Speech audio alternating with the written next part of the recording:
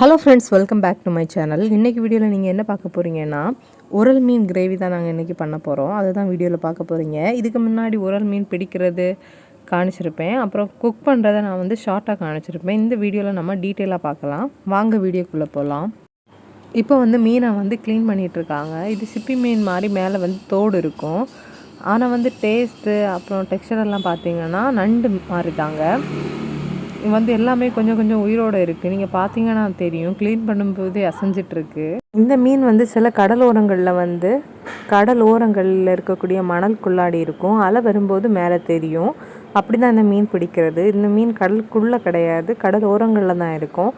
இது வந்து ரொம்ப குட்டியாக இருக்குது. சில மீன்களெல்லாம் வந்துமே கொஞ்சம் பெருசாகவே இருக்கும். இந்த மாதிரி மீன் இதுக்கு முன்னாடி நீங்கள் கேள்விப்பட்டிருக்கீங்களா அப்படின்னு சொல்லிட்டு கமெண்டில் சொல்லுங்கள். இந்த மீன் டேஸ்ட்டு அப்படி எல்லாம் பார்த்தீங்கன்னா எல்லாமே நண்டு டேஸ்ட்டு தாங்க. இந்த மீன் பற்றி கேள்விப்பட்டிருக்கீங்களா, இந்த மீன் பார்த்துருக்கீங்களா அப்படின்னு சொல்லிட்டு கமெண்டில் சொல்லுங்கள். சேனலை சப்ஸ்கிரைப் பண்ணாமல் பார்த்துட்டு இருந்தீங்கன்னா சேனலை கண்டிப்பாக சப்ஸ்கிரைப் பண்ணுங்கள். மீன் கூடவே சாப்பிட்றதுக்கு பார்த்தீங்கன்னா மரவள்ளி கிழங்கு, கப்பு கிழங்கு வந்து கட் பண்ணிகிட்ருக்காங்க.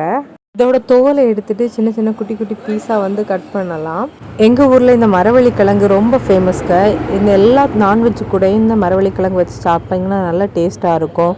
நீங்கள் இது மீனாக இருக்கட்டும், சிக்கனாக இருக்கட்டும், மட்டனாக இருக்கட்டும், பீஃபாக இருக்கட்டும், இன்றைக்கி நாங்கள் சமைக்க போகக்கூடிய வந்து உரல் மீனாக இருக்கட்டும், எல்லாத்துக்கு கூடயுமே வந்து இந்த கிழங்கு வச்சு சாப்பிட்டிங்கன்னா வேறு லெவல் டேஸ்ட்டு தாங்க.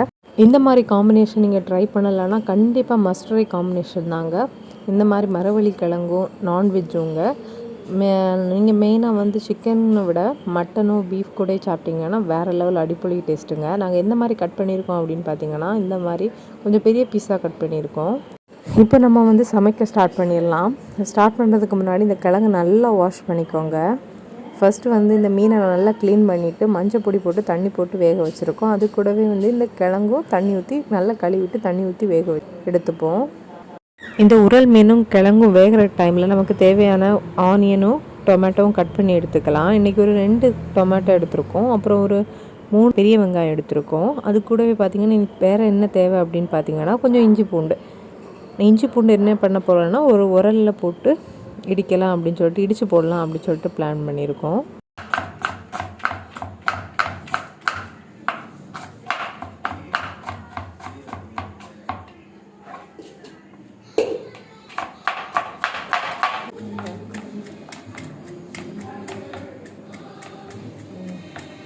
இஞ்சி பூண்டை வந்து கொஞ்சம் நல்லா ஃபைனாக சாப் பண்ணிக்கலாம்.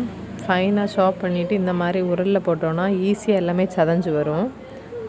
இப்போ எல்லாமே குக் ஆகிட்டு மீனும் சரி கிழங்குமே நல்லா குக் ஆகிட்டு இனி தண்ணியை வடிச்சிட்டு உப்பு போட்டு வேக வைக்கணும் லைட்டாக. கிழங்குக்கு அவ்வளோதான். மீனும் வந்து தண்ணி வடித்து எடுத்துடலாம். மீன் வந்ததுக்கு அப்புறமா இப்படி தாங்க இருக்குது. நல்லா மஞ்சள் பொடி போட்டு வேக வச்சனால இந்த மாதிரி எல்லோ கலரில் இருக்குது. நம்ம இப்போ சமைக்க ஸ்டார்ட் பண்ணிடலாம். கொஞ்சமாக ஆயில் சேர்த்துருக்கோம். பாருங்கள், ஒரு 4 to 5 டேபிள் ஸ்பூன் ஆயில் சேர்த்துருக்கோம். அது கூடவே பார்த்திங்கன்னா கொஞ்சம் நல்ல சூடானதுக்கப்புறம் எதுவுமே வேண்டாம், ஆனியன் ஆட் பண்ணிக்கலாம்.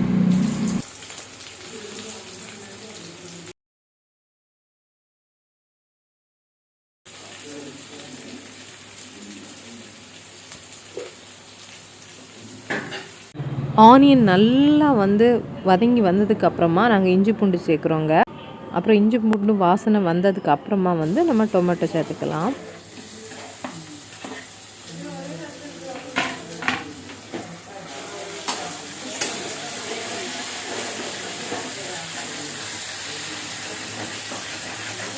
இப்போ பாருங்கள், எல்லாமே நல்லா வதங்கி வந்துடுச்சு. இந்த நேரத்தில் வந்து ஆயிலுமே நல்லா பிரிஞ்சு வர ஆரம்பிக்குது.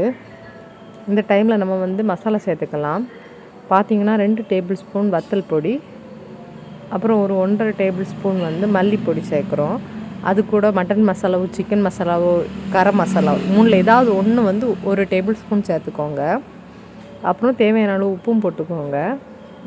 உப்பு வந்து நம்ம வந்து ஆனியன் வதங்கும் போதே போட்டுக்கிட்டா நல்லது தாங்க. அதுக்கப்புறம் இந்த ஸ்டேஜில் வந்து நம்ம உப்பு காரம் பார்த்து சேர்த்துக்கலாம். மசாலா வந்து நல்லா குக்காகி வர்றது வரைக்குமே இந்த மாதிரி நல்லா கிளறி விட்டுட்டே இருங்க. நல்லா குக்காகி வந்ததுக்கு அப்புறமா வந்து நம்ம வந்து மீனை ஆட் பண்ணிக்கலாம்.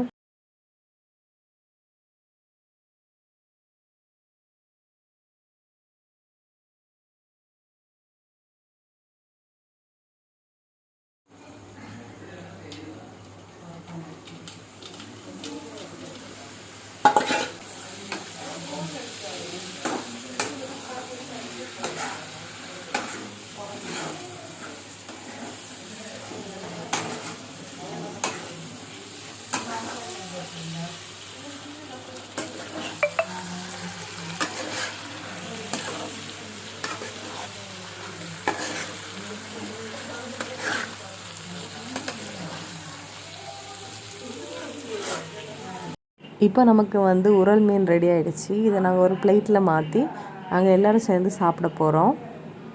இது கூடவே வந்து கிழங்கும் ரெடி ஆகிடுச்சு. கிழங்கு உப்பு போட்டு வேக வச்சுருக்கோம். தண்ணியெல்லாம் வடித்து எடுத்துட்டோம். இந்த வீடியோ உங்களுக்கு கண்டிப்பாக பிடிச்சிருக்கும் அப்படின்னு சொல்லிட்டு நான் நினைக்கிறேன். இந்த வீடியோ பிடிச்சிருக்கு அப்படின்னா கமெண்டில் சொல்லுங்கள்.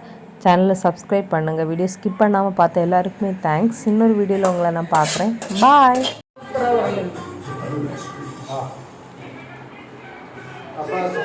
அப்பா கொஞ்சம் எழுதுங்கப்பா.